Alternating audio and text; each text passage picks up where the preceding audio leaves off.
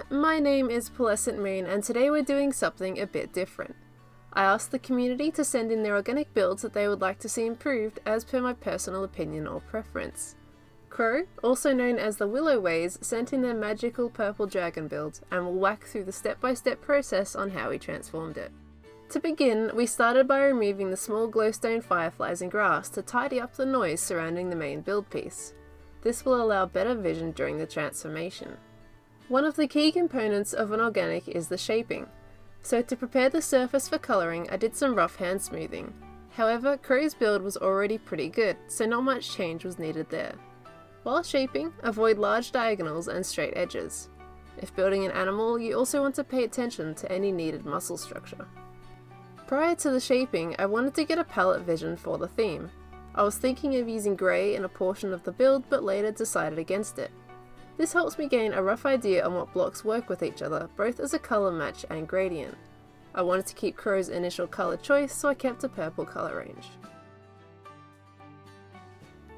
I wished to make the neck plates have a contrast against the purple, so decided to use a natural brown type palette for the area. We also used this on the spikes and horns to gain a sense of fluidity and consistency throughout the build.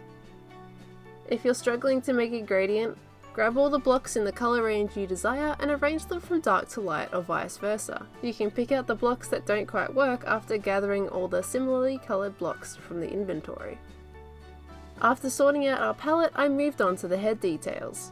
I shaped the horns more to a gradual or curved point and made the eye more prominent, using obsidian and nether brick as they both have purple hues and create a nice contrast on the face. Moving on to the wings, once again we prepared the surface by shaping them first. Wings to me are considered one of the main parts and features of a dragon, so I wished to make them stand out more by changing the webbing colour.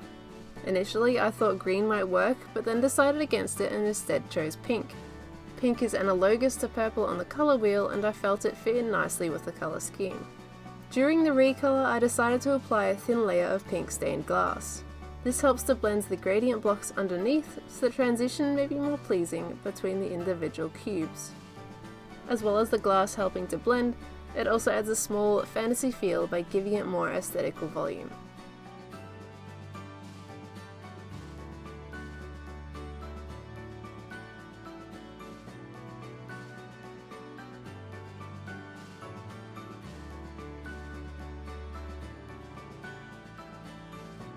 To finish up the main piece transformation, I went over shaping one more time to refine it a little more, ever so slightly.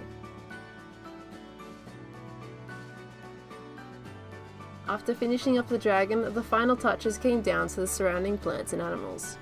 I wanted to keep the animals Crow made. It, in turn, kept the personality of the original builder.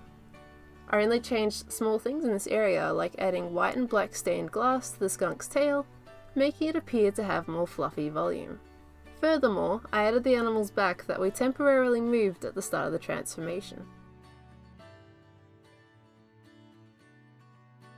To conclude the build entirely, I decided to add some exaggerated flowers for a fantasy feel and created my own version of Crow's glowstone fireflies from the beginning of the video.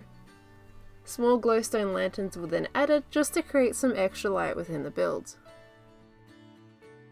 And that's it! I really enjoyed the challenge to transform an organic and henceforth show you guys what I would change. If you would like your organic transformed in another episode, please feel free to send me a message on Twitter or Discord. Both will be linked below. If you also have any feedback, please let me know in the comments as I'd love to know what you guys think of this type of video. Anyway, thank you for watching guys and I'll see you in the next video. Bye!